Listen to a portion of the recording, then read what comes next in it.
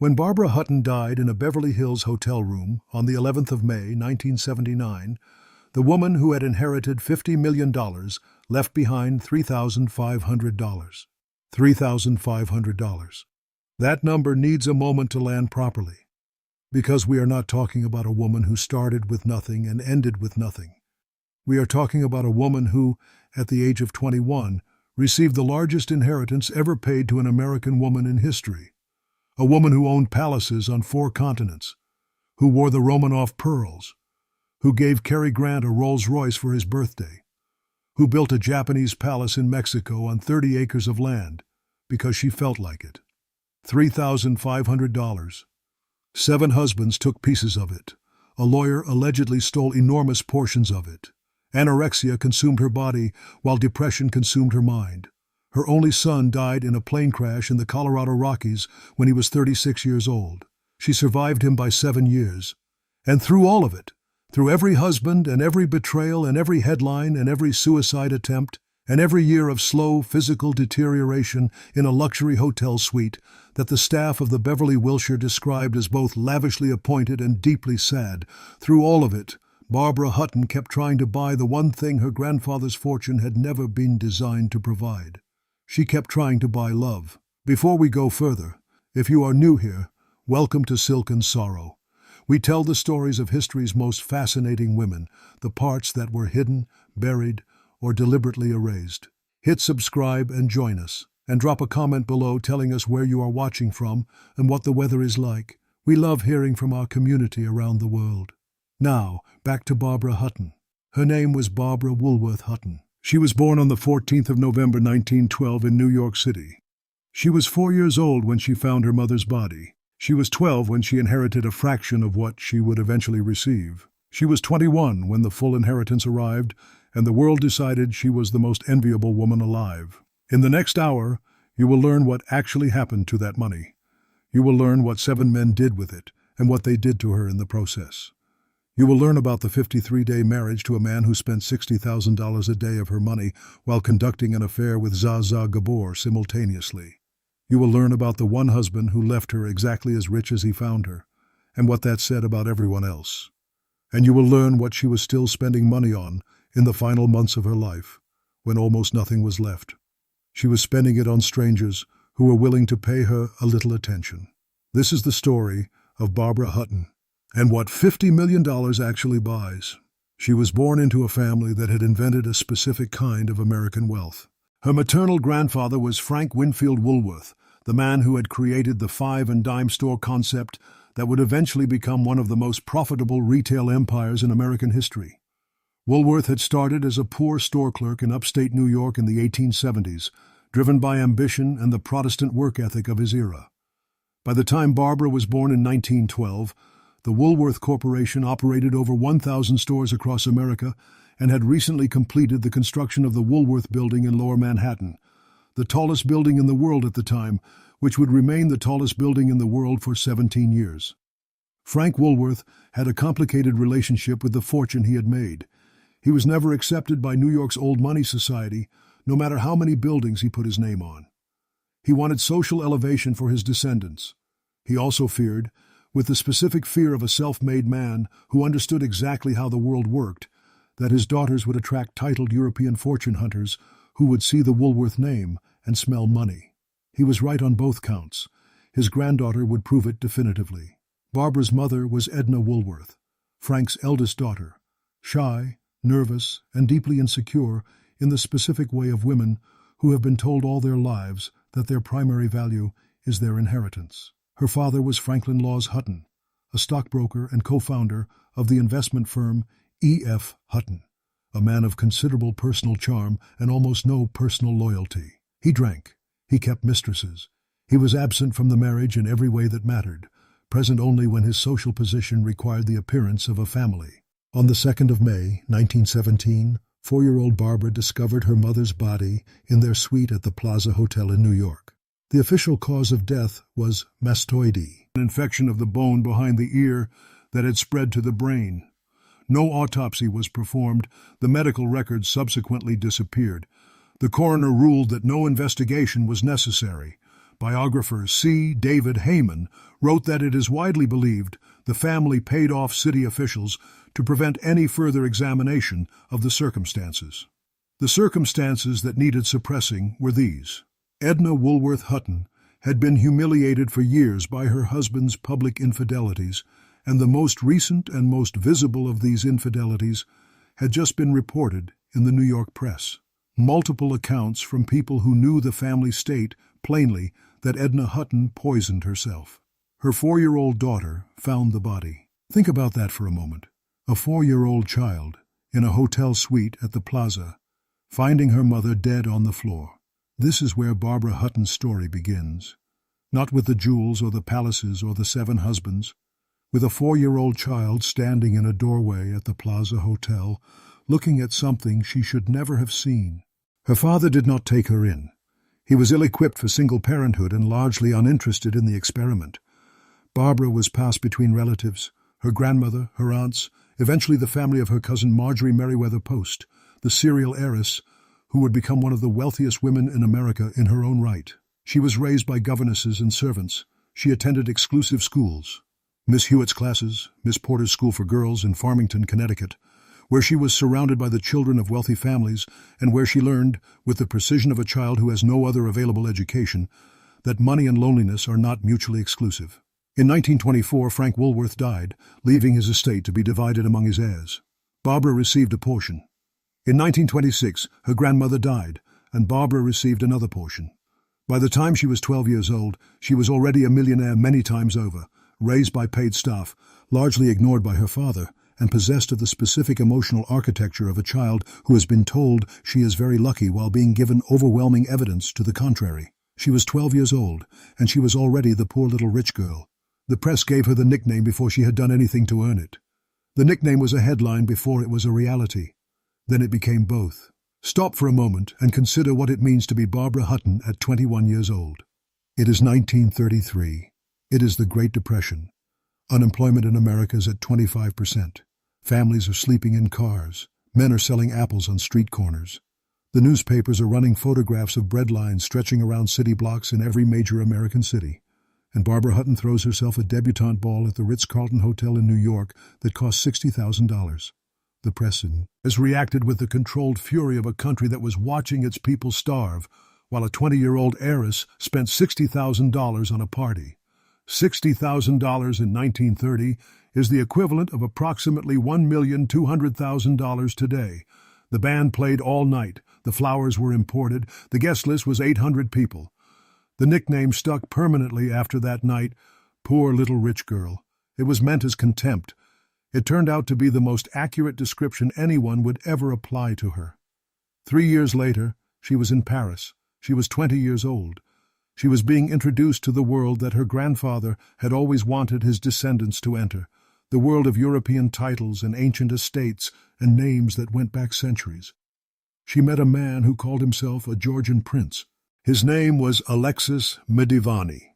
He was one of a family of brothers from the Soviet Republic of Georgia who had, with considerable ingenuity and almost no verifiable royal credentials, constructed identities as princes, and had been deploying these identities with great effectiveness in the social worlds of Europe and America for several years. The Medivani brothers were known in social circles as the marrying Medivanis, men whose primary professional activity was marrying wealthy women.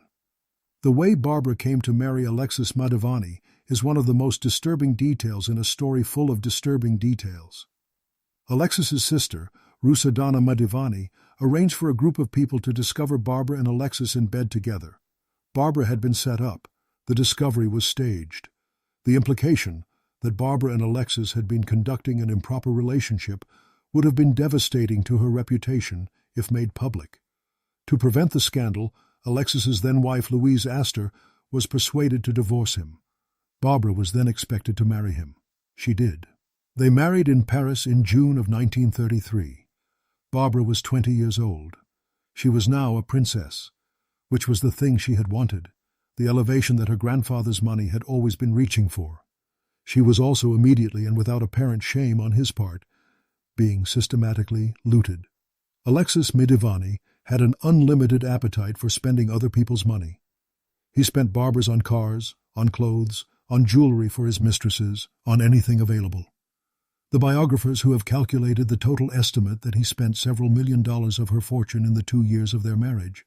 He also, according to the account provided by his first husband's cousin in a later memoir, told Barbara within weeks of the wedding that she was fat and needed to lose weight. She began starving herself, the anorexia that would plague Barbara Hutton for the remaining 44 years of her life began with a Georgian man of questionable noble credentials telling a 20-year-old woman that her body was wrong. She weighed less than 90 pounds by the time the marriage ended. She would never fully recover her health. They divorced in 1935. Alexis Madivani was killed in a car accident shortly afterward, driving a car Barbara had given him. She had been married for 2 years. She had lost several $1,000,000, nearly her health, and the belief she had carried since childhood that the right relationship would finally make the loneliness go away. She married again immediately. His name was Count Kurt von Haugwitz-Reventlow. He was Danish. He had a title that was real, which distinguished him from his predecessor, and a capacity for violence that was also real, which distinguished him from anyone Barbara should have been anywhere near. They married in 1935, the same year her divorce from Madivani was finalized. The speed of the remarriage tells you something about the state Barbara was in, the specific desperation of a woman who had decided that being alone was worse than being with someone, even someone who had given every available indication that he was not safe. In 1936, Barbara gave birth to their son. She named him Lance. He was born in London, and he was, by every account from people who knew Barbara across the decades of her life, the person she loved most completely and least competently. Loved with the intensity of a woman who had spent her entire childhood being failed by the adults responsible for her, and who now had someone small and dependent and entirely hers, and who had absolutely no framework for what to do with that. Reventlow did not want her to have a relationship with the child that he could not control. He used Lance as a weapon in the marriage the same way he used everything else available to him, as leverage, as threat, as a mechanism for keeping Barbara in a position of dependency. He beat her. He beat her badly enough that she was hospitalized on at least one documented occasion. He was arrested. The arrest was managed quietly, in the way that arrests of wealthy men in the 1930s were managed quietly. The money moved, the charges were addressed, the story was contained. But here is what Barbara Hutton did next, and this is the detail that reveals more about the psychology of her situation than any of the more dramatic facts. Reventlow told her she should give up her American citizenship. He told her it was a tax matter. He told her that the United States inheritance tax on her estate would consume 2/3 of everything she had if she died while holding American citizenship, and that the logical solution was to renounce that citizenship and become a Danish citizen instead. She agreed. In December 1937, in a New York federal court, Barbara Hutton renounced her American citizenship. She became a Danish citizen. The American press was furious. Walter Winchell went on the radio and called her society's most outrageous child. The New York Times called her despicable. 3 Woolworth stores in New York closed within 2 days of the announcement. 36 others were threatened. The woman who had inherited the fortune built on the nickels and dimes of ordinary American workers had just declared, in a federal court, that she was no longer American. What the press did not report, or rather, what the press reported and the public did not fully absorb, was that Barbara had not done this freely. She had done it under sustained pressure from a man who had beaten her badly enough to put her in a hospital and who had every financial incentive to ensure she was not subject to American tax law. The marriage ended in 1938. The custody battle over Lance was vicious, expensive, and public. Barbara eventually won custody. Reventlow eventually died in a car accident near Cairo in 1976. She later regained her American citizenship. She was 26 years old when the second marriage ended. She had lost more money, more health, more weight, and more of the specific quality of trust that makes it possible to believe another person's stated intentions. She had also lost her country. She married again. This is the moment in Barbara Hutton's story where the narrative takes its strangest turn. Because the third husband was Cary Grant. Cary Grant, the most effortlessly charming man in Hollywood, the man who had made dozens of films built on the premise that he was exactly the kind of person you wanted to be around. Impeccable, funny, present in every scene he was in with the specific quality of a person who makes everyone near them feel more interesting than they actually are. They married on the 8th of July, 1942. The press gave them a nickname immediately: Cash and Cary. The nickname was unfair to Grant and unfair to Barbara, and it became famous anyway because it was funny. And funny things about rich, unhappy people become famous faster than accurate things do. Here is what is documented about the Grant-Hutton marriage. Grant did not take her money. At their divorce in 1945, he asked for nothing and received nothing. He was one of the highest-paid actors in Hollywood at the time and had no financial need for anything Barbara could give him. This made him, by the arithmetic of her marriages, anomalous. What is also documented is that the marriage failed anyway. Grant later described Barbara as a woman who did not know how to be happy. Barbara later described Grant as a man who spent their marriage trying to improve her weight, her habits, her diet, her relationship with alcohol, the people she chose to spend time with. He was not wrong about any of it. He was also, by Barbara's account, not particularly warm in the delivery of these corrections. They divorced in 1945. He left her as rich as he had found her. She immediately began the process that would become the defining pattern of the rest of her life. She found the next man who wanted her money, and she gave it to him, and she called it love. What happened between Cary Grant's honesty and Barbara Hutton's inability to receive it is one of the saddest passages in the story. He was telling her the truth. She wanted to be told something else. She wanted to be told she was exactly right as she was, that the loneliness was not her fault, that the anorexia and the drinking and the spending and the series of titled European men who saw her as a financial vehicle were not symptoms of something that needed addressing, but simply circumstances that the right person would fix simply by loving her enough. Grant could not tell her that. It was not true. The men who came after could tell her that. They did tell her that. They told her that repeatedly and with great conviction while removing her money from her accounts. She preferred them to Grant. The fourth husband was Prince Igor Trubetskoy, a Russian exile with an excellent title and a race car driving hobby. He filed for divorce in 1951. Barbara attempted suicide when she heard. The attempt made worldwide headlines. The poor little rich girl trying to die in a European city because her fourth husband was leaving her. The press covered it with the specific combination of sympathy and prurience that had always characterized their relationship with Barbara Hutton. She was too good a story to leave alone and too pathetic a figure to cover without guilt. She survived the attempt. She moved on to the fifth husband.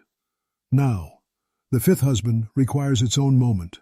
His name was Porfirio Rubirosa. He was a Dominican diplomat, a polo player, a race car driver, and by the universal agreement of everyone who knew him, the most sexually accomplished man of his generation. His reputation in this regard was so specific and so well documented that in certain European social circles, the large pepper grinder that waiters use tableside is still sometimes referred to as a Rubirosa.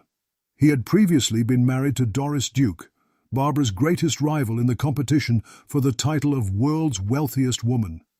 Duke had given Rubirosa sports cars, polo ponies, a plantation in the Dominican Republic, a converted B-25 bomber, a 17th-century house in Paris, and $25,000 a year for life upon their divorce.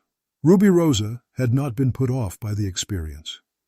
He married Barbara on the 30th of December, 1953. A journalist covering the wedding wrote the most famous single line ever produced about Barbara Hutton's love life. The bride, for her fifth wedding, wore black and carried a scotch and soda. The marriage lasted 53 days. During those 53 days, Porfirio Rubirosa spent $60,000 a day of Barbara's money. He spent it on gifts for Zaza Gabor, with whom he was conducting an open affair throughout the marriage. He spent it on cars, on parties, on the specific extravagance of a man who had found a new source and intended to extract from it everything available before the source ran dry. Barbara gave him $3.5 million in the divorce settlement. She also gave him another converted B-25 bomber, because the first one, the one Doris Duke had given him, was getting old. 53 days, $3.5 million, a bomber. She was 41 years old. The sixth husband was Baron Gottfried von Kram, a German tennis champion who had been a friend for years before becoming a husband. The marriage lasted 4 years and was, by the accounts available, the least dramatically destructive of her relationships, which is to say, it failed without producing hospitalization, international scandal, or the gifting of military aircraft. The seventh husband was Prince Pierre Raymond Doan Vinh Na Champasak, a Vietnamese Laotian diplomat she met in Tangier. They married in 1964. They separated permanently in 1971 without ever formally divorcing. By this point, the money was gone. Not all of it, that would take the final years, but the bulk of it. Husband after husband had taken portions. A lawyer named Graham Mattison had allegedly been pocketing the proceeds from the sale of her art and jewelry collections for years, a theft that legal proceedings would attempt to address but never fully resolve. Her own spending, the palaces, the parties, the jewels, the generosity toward anyone who showed up and asked, had consumed what the husbands had left. She still had Lance. Her son was 36 years old in 1972. He had grown up in the specific way of children raised by damaged parents with enormous wealth, with advantages and deficits in approximately equal measure, shaped by a mother who loved him with a ferocity that was inversely proportional to her ability to parent him effectively. He had become a racing driver, building American cars that competed against European manufacturers and sometimes beat them. He had been friends with James Dean and had been one of the last people to see Dean alive before the car crash that killed him. On the 24th of July, 1972, Lance Reventlow boarded a small plane near Aspen, Colorado. The pilot was inexperienced. A thunderstorm was developing over the Rockies. The plane went down 8 miles from the nearest road. Everyone aboard was killed. Lance was 36 years old. Barbara Hutton was 59 years old when she received this news. Friends who were with her when she learned of Lance's death said they watched something in her go out, not break, go out, like a light that does not flicker but simply stops. She had lost the person for whom she had fought the custody battle, had regained her citizenship, had tried to be someone better than her circumstances had prepared her to be. She never recovered. In the years after Lance's death, she moved into the Beverly Wilshire Hotel in Beverly Hills and did not leave. The suite was expensive. She paid for it by selling whatever was left, the jewelry, the art, whatever remained of the real estate portfolio that had once included palaces on 4 continents. She also paid for company, not in the way the phrase usually implies. She paid in the only currency that had always worked for her. She was generous to anyone who spent time with her, generous with money she could no longer afford to part with, generous in the specific, uncontrolled way of a woman who had learned at the age of 4 that the people who were supposed to love you could be gone without warning, and who had spent the following 62 years trying to make people stay through the only means she had consistently found to work. She gave things away. On the 11th of May, 1979, Barbara Hutton died of a heart attack in her suite at the Beverly Wilshire Hotel. She was 66 years old. 10 people attended the funeral service. She was buried in the Woolworth family mausoleum at Woodlawn Cemetery in the Bronx, New York, the same cemetery where her grandfather Frank Woolworth was interred. The man who had built the empire from nothing. The man who had feared, with the specific prescience of a self-made man who understood fortune hunters, that his granddaughter would be taken. He had been right. The number $3,500 appears in the biographical record with the particular power of a detail that contains everything. $50 million to $3,500. That is the arithmetic of Barbara Hutton's life. That is what 7 husbands and 1 dishonest lawyer and a lifetime of compulsive generosity and anorexia and depression and the specific gravitational pull of her own childhood did to one of the largest fortunes ever settled on an American woman. But the number requires a qualification that the more sensational accounts of her life tend to omit. The $3,500 was the cash balance in her accounts at the time of her death. She still had possessions. She still had jewelry and art, and items of value that her estate would eventually liquidate. The total residue of what she left behind was more than $3,500, though it was also immeasurably less than what she had started with. The correction matters not because it makes the story less sad, but because it makes it more accurate. Barbara Hutton did not quite die destitute. She died nearly destitute, surrounded by the specific poverty of a person who had owned everything and had given most of it away to people who did not deserve it and lost the rest to people who had actively stolen it. The difference is small. The story is the same. What she never got, what the $50 million could never buy, and what 7 husbands never provided, and what the generosity to strangers at the Beverly Wilshire Hotel could not compensate for, was the thing that had been taken from her before she was old enough to understand what she was losing. She was 4 years old. She walked into a room at the Plaza Hotel. Her mother was on the floor. Everything that followed, every marriage, every title, every palace, every pearl necklace, every converted bomber, was Barbara Hutton trying to find her way back to a world where that door had never opened. She never found it. The money rats in out first. If Barbara Hutton's story stayed with you, subscribe to Silk and Sorrow. These are the women whose real stories were always more devastating than the headlines, and whose real losses were never the ones the press reported.